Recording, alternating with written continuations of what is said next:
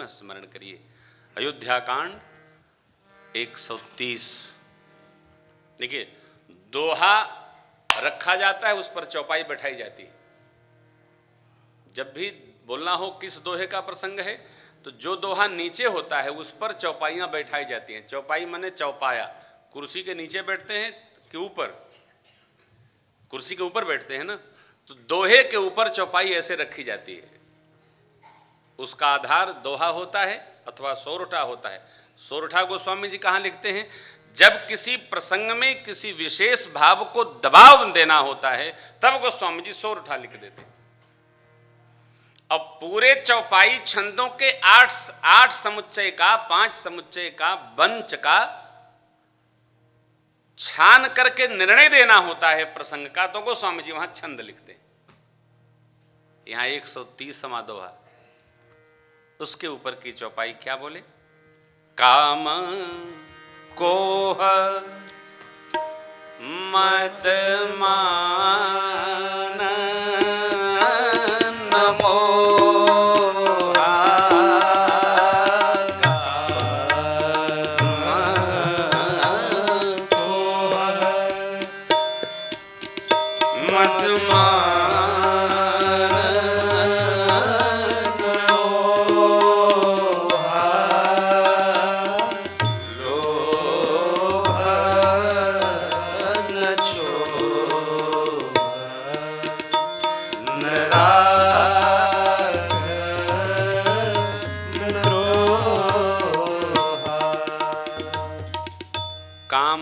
तो कामना। जब हम कोई कामना करते हैं और वो कामना पूरी नहीं होती है तो कोह माने हमको क्रोध होता है। कोई कामना किया, हमने किसी से अपेक्षा किया कि यह कार्य अमुक व्यक्ति ऐसा ऐसा करेगा और उस व्यक्ति ने ऐसा नहीं किया तो हमको क्रोध होता है। जिसके, अब देखिए, सबके अंत में न लगा है, अर्थात 9 के ऊपर सारे शब्द बैठे हुए हैं। ये 9 सबके साथ, जिसके काम न, कोई कामना नहीं, काम का अर्थ है कामना, कामना रहित हो। तो जिसके कामना नहीं, गीता जी का न्याय है, संजात संजायते कामः कामात् क्रोधो भिजायते। संग से कामना उत्पन्न होती है। हमारी संगति से ही हमारी कामनाएं बढ़ती हैं। इसलिए साधक लोग कहते हैं कि संगति करे तो सज्जन की, जिससे कामना सज्जनता की उत्पन्न हो। सत्संगी के साथ रहेंगे तो सत्संग की कामना होगी, और कुसंगी के साथ रहेंगे तो फिर बुरी कामनाएं होगी। सुपर्णखा ने बड़ी अच्छी नीति की बात कही है, संगते जति कुमंत्रते राजा, मानते ज्ञान पानते लाजा, प्रीति प्रणय बिनु मदते गुनी, ना सही बेग नीति यस सुनी। रावण को कहा, रावण से जाकर के कहती है, ये नीति है 10 नीति बताई सुपर्णखारण्य कांड में। अब यहां काम न, कामना नहीं होगी तो क्रोध नहीं होगा। साधक जिस पर भगवान की कृपा हो जाती है वो 6वें प्रकार का साधक होता है। क्या? उसकी सब कामनाएं भगवान में विलीन हो जाती हैं, भगवान के श्री चरण में चली जाती है, कामना होगी नहीं।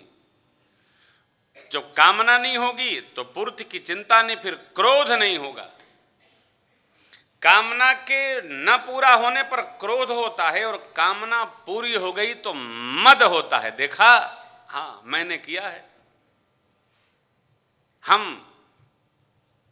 पूरी ना हो तो क्रोध करते हैं, पूरी हो जाए तो पूरी होने की खुशी में दूसरे को बताते हैं, ये मद है।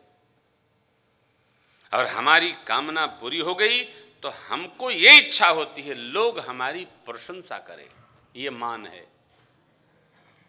और जब हमारा सम्मान होने लगता है तो हमारे को अज्ञान घेरता है, तब आगे मोह होता है, जो सभी व्याधियों का मूल है। काम जिसको नहीं, अर्थात कामना नहीं, उसको क्रोध नहीं, जिसको कामना नहीं उसको मद नहीं, जिसको कामना नहीं उसको सम्मान की परवाह नहीं, चिंता नहीं, और जिसको कामना नहीं उसको मोह भी नहीं होगा। कामना पूरी हो गई तब उसकी चिंता होती है कि ये जो हुआ है ये कैसे ऐसे ही बना रहे। छठे प्रकार का साधक भगवत कृपा से इन सब व्याधियों से अलग होता है।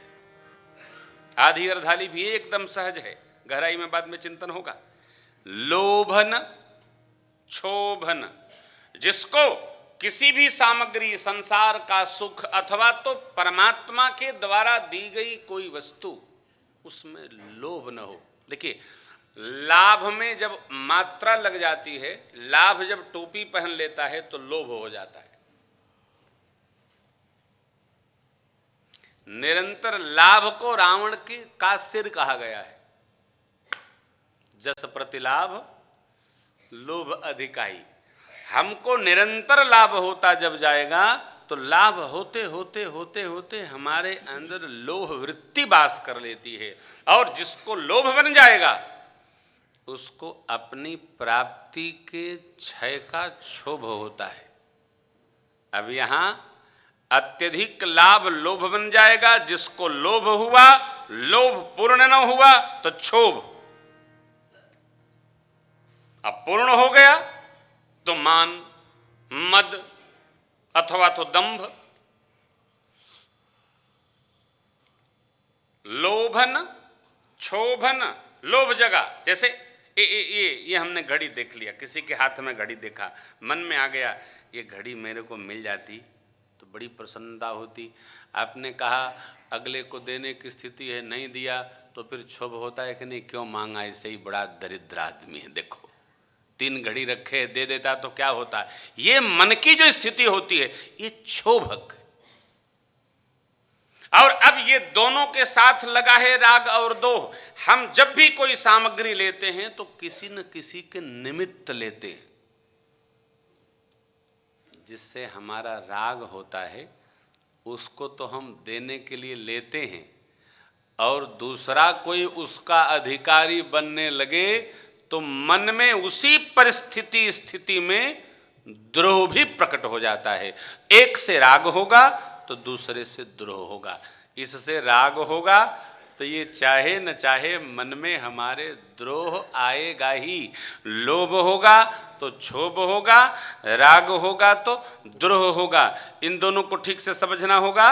लाभ की उच्चतम अवस्था लोभ है, पूरा न हुआ तो क्षोभ है। प्रेम की अज्ञानपरक अवस्था राग है, और एक जगह राग है तो दूसरे स्थान पर द्रोह है। और इसको अन्यथा न लीजिएगा। मैं, आप, मेरे साथी लोग 100 बिन 6 बीमारी से ग्रस्त है। आप लोग भी ग्रस्त हैं, कोई इससे मुक्त नहीं है।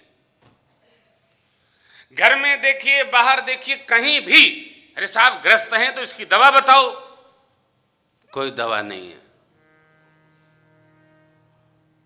अपने अंदर झांक कर देखिए। लेकिन यदि हो गया तो कैसे होगा? बैठते कहा, केवल भगवान की कृपा। जिस पर भगवान ही कृपा कर दें वो इन सभी व्याधियों से मुक्त हो सकता है। अपने बस का नहीं, करने से नहीं होगा।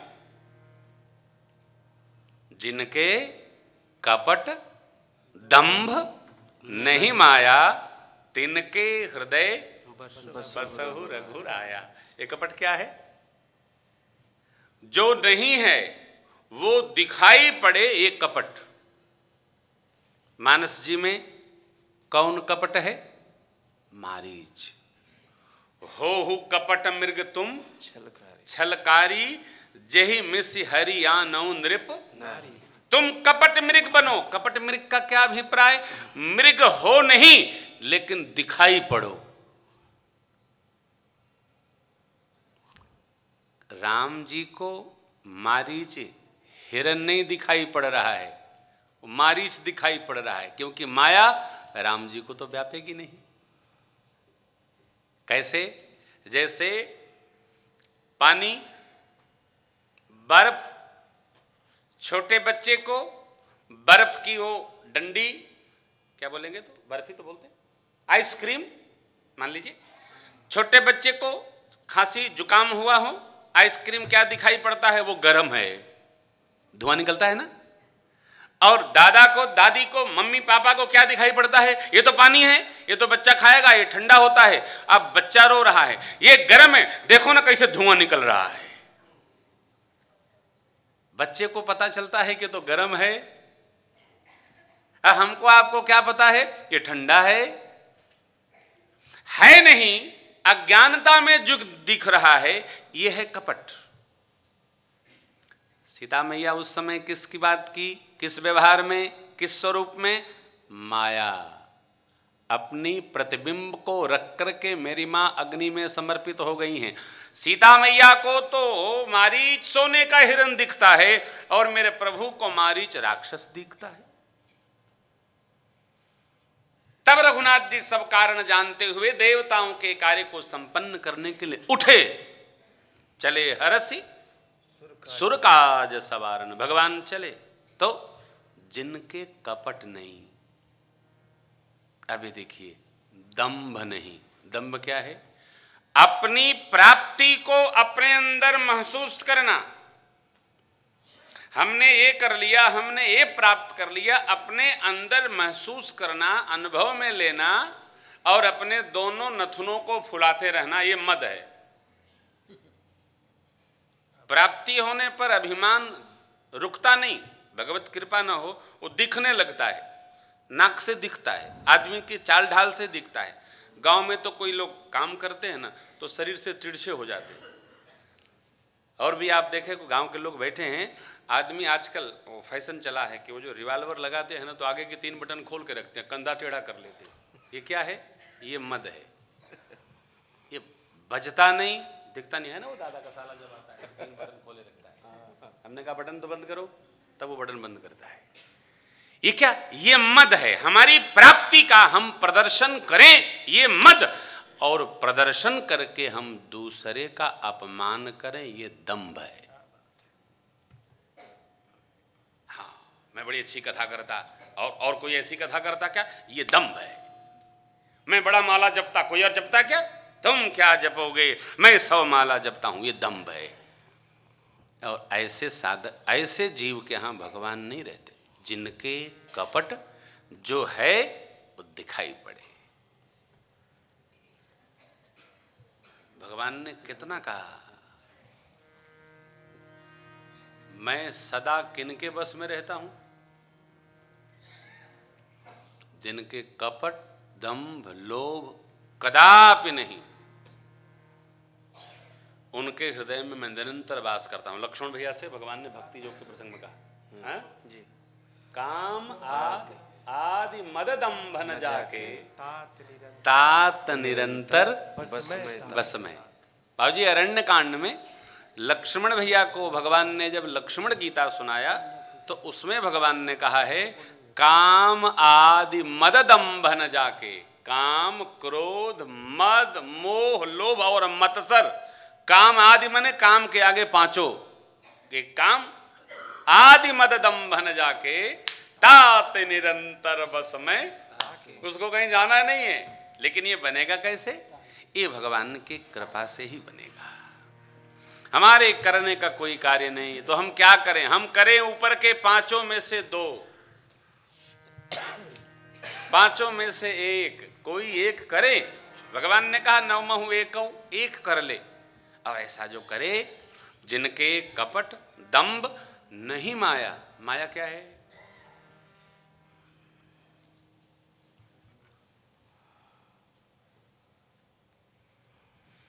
दिख तो रहा है, वस्तुतः उसका कोई अस्तित्व नहीं है, ये माया है।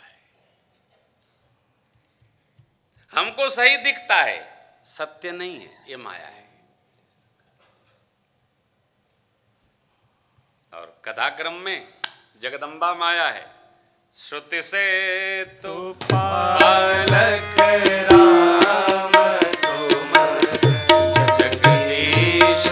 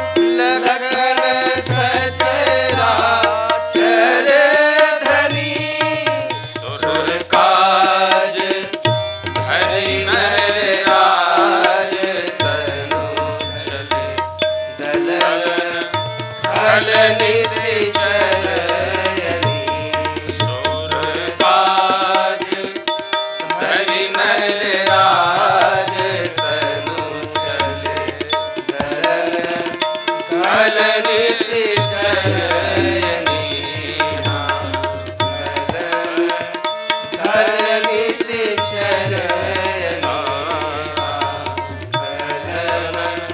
धरनी से चरनी।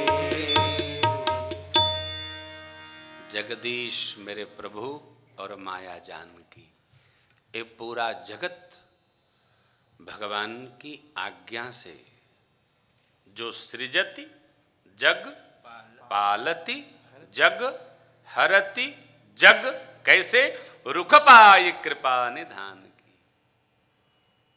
हे प्रभु, आप जगदीश हैं और आपकी ये माया शक्ति है जानकी जी, आपकी आज्ञा से जगत का सृजन करती हैं, जगत का पालन करती हैं और जगत का लय भी करती हैं।